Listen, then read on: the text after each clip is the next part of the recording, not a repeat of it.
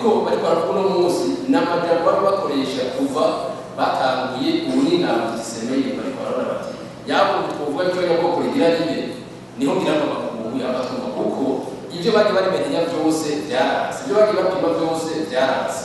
uno munsi rero umuntu aribaza ukukuragira gusana ibintu byo kumubare bavuga ndubira nta kumubare y'abanyabwoko abantu b'abanyabwoko by'abatutsi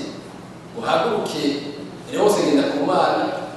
ndayize Luciano nibantunganye binani akakanya bagira hagarara kumva ibyo abatutsi babonye nukuvuga yuko tutaravye neza hari abatutsi baba depasse n'uno munsi kubera imvugo yaba mu munsi ariko babona bari babwiye abatutsi abatutsi baba depasse mu makana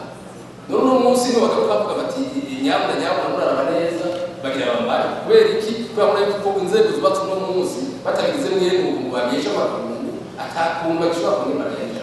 n'abantu rero by'ukuri bamenyere kujyanisha abantu baciye mu mirongo inani kuko uno munsi wovuga ati bari gutera amakara nigira abatumye n'umugambi kanaka kwa rero jenoside zikwiye jenoside y'ubwo jenoside politique jenoside religieux zose zirashoboka ushobora munsi nta mugambi ugatirira cyo y'abatekano ushobora munsi nta tutagatirira batwebwe ngo tumenye ko nk'umuri baciye bafa ari nk'umure ari jenoside y'abatekano nta nubwo bivuga we bazi yuko by'ukuri ibintu bikora no munsi ari inyuma aragira sabe yuko by'ukuri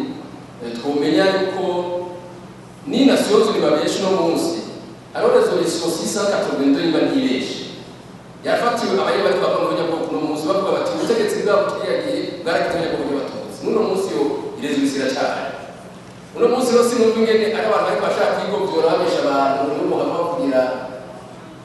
kunya ko kugunda muti inzego n'ibyo basakana subasane mu gisoza sengane umuntu waro nuko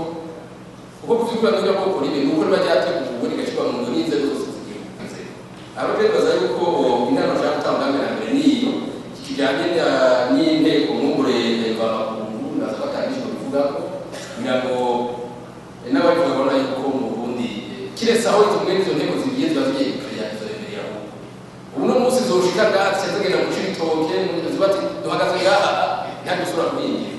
bakendere biliyo mu isaha na nukuvuga rero yuko mu kutima baho umutekano nk'ubu